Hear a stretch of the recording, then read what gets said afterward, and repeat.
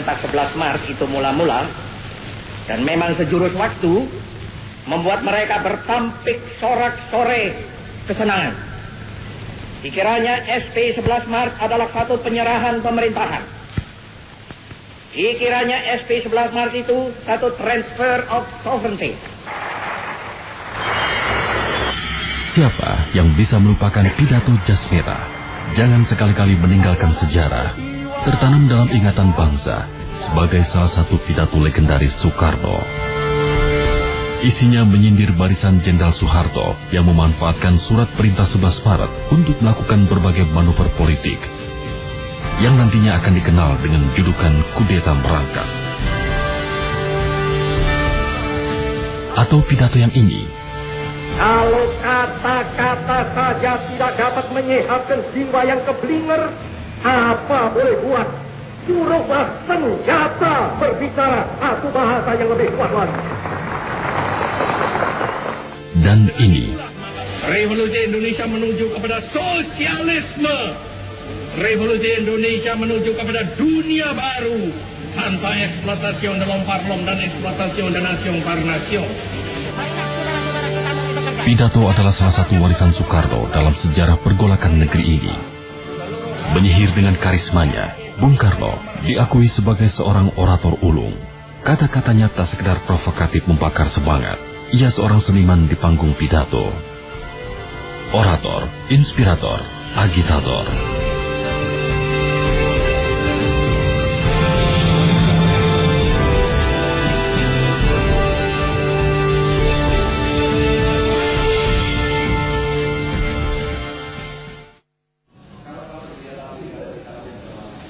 Doktor Ilmu Filsafat Doni Gahral telah lama mempelajari pidato-pidato Soekarno.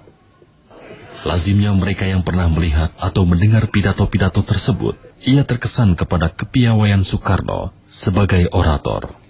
Dan walaupun tuan-tuan halangi dengan bom dan dinamit dan meriam yang berasal dari Australia, Amerika dan Inggris, kita akan merdeka.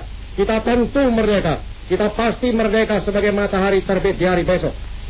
Janganlah tuan-tuan mencoba memikat hati kami dengan kata-kata. Sebab bangsa yang telah gandrung kemerdekaan tak dapat dipikat oleh kata-kata lagi. Faktor penentu adalah karisma Bung Karno sendiri. Jadi, intonasi yang sama, gaya bahasa yang sama kalau disampaikan oleh bukan Bung Karno berbeda. Gitu. Ya. Bung Karno dia memang secara personal punya daya tarik tertentu yang tidak ditemui oleh sembarang orang atau tidak temui di sembarang orang. Bung Karno punya karisma itu, ya.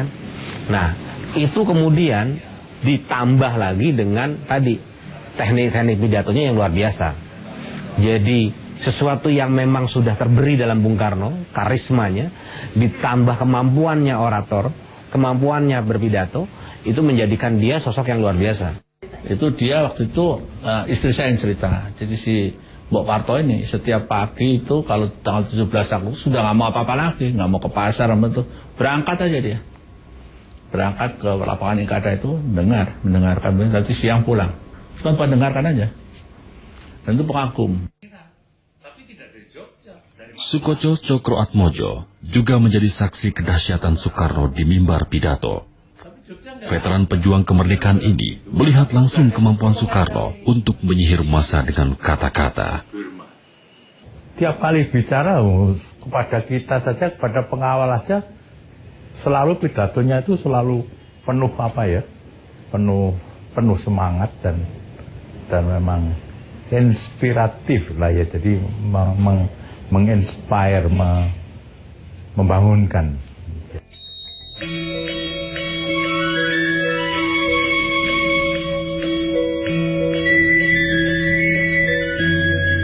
Soekarno kecil tak menunjukkan gelagat sebagai orator ulung. 6 Juni 1901 di Jawa Timur, Soekarno semula diberi nama Kusno. Tapi karena lemah dan sakit-sakitan, di usia 5 tahun, namanya diubah menjadi Soekarno, yang diambil dari nama Panglima Perang Karno dalam kisah Mahabharata. Dan nama itu seolah menjadi doa yang terwujud.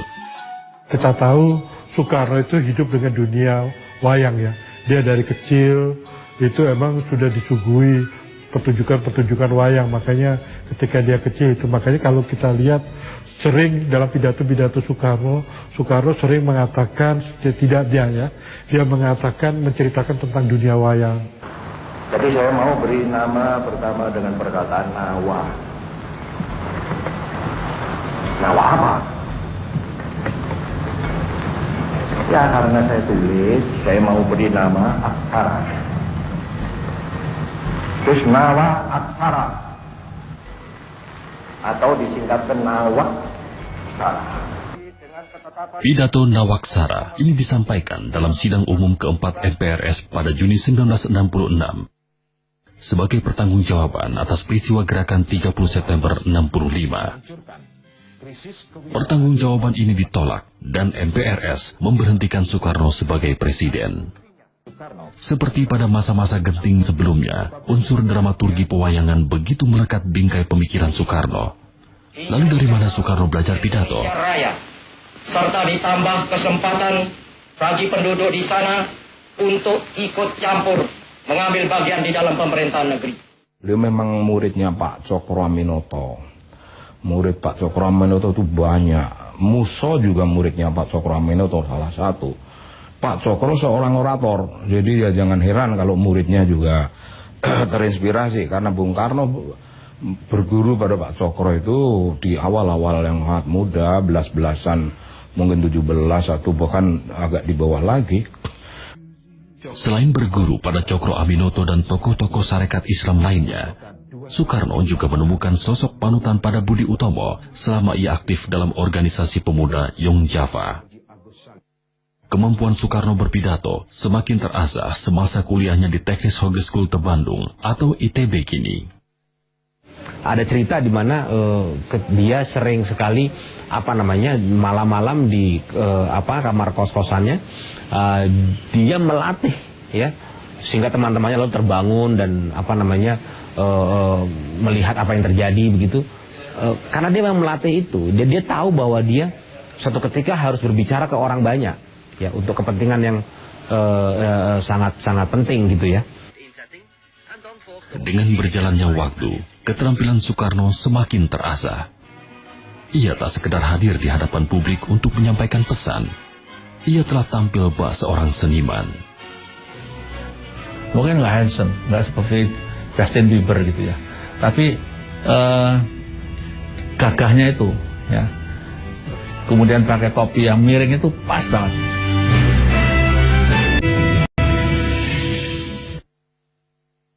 Kalau saudara juga ingat bahwa tiap-tiap titik keringat yang saudara teteskan di bumi kita ini menjadi racun bagi musuh. Dan tiap-tiap butir batu yang saudara angkat menjadi peluru bagi musuh yang akan menghancur lebarkan musuh itu. Pidato Soekarno selalu disampaikan dalam bahasa lugas, tanpa penghalusan makna atau gaya eufemisme. Pilihan kata-katanya provokatif, agresif, agitatif, dan membangkitkan emosi.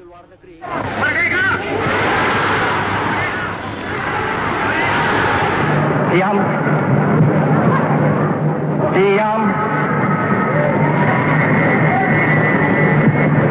Ini hari aku telah menginjak lagi bumi Jakarta. Sudah hampir 4 tahun lamanya saya tidak bersuara. 4 kali 365 hari saya berpisah dengan rakyat Jakarta, laksana rasanya seperti berpisah 40 tahun, saudara-saudara. Bahasa Bung Karno itu selalu sifatnya aktif, agresif, ofensif, ya, rebut Irian Barat, gitu ya. Kemudian angkatan perang tidak berpolitik, itu agresif gitu. Dengarkan saudara-saudara, komando saya dengan tegas ialah gagalkan, hei seluruh rakyat Indonesia, gagalkan pendirian negara Papua itu. Apa komando saya lagi? Hei seluruh rakyat Indonesia, kibarkan bendera sang merah putih di Papua, di negara ini, di Irian Barat itu. Pas itu beliau aktor kan, beliau aktor, nggak ada yang mengarahkan, nggak perlu director, nggak perlu sutradara. Ganyang Malaysia, Inggris kita linggis, Amerika kita setrika. Mana dadamu ini? Dada gua itu, wah. Gua gini-gini. Segala jalan harus dilalui. Kalau kata-kata saja tidak dapat menyehatkan jiwa yang keblinger, apa boleh buat? Suruhlah senjata berbicara satu bahasa yang lebih kuat lagi. Pidato ini disampaikan saat HUT RI tahun 1953.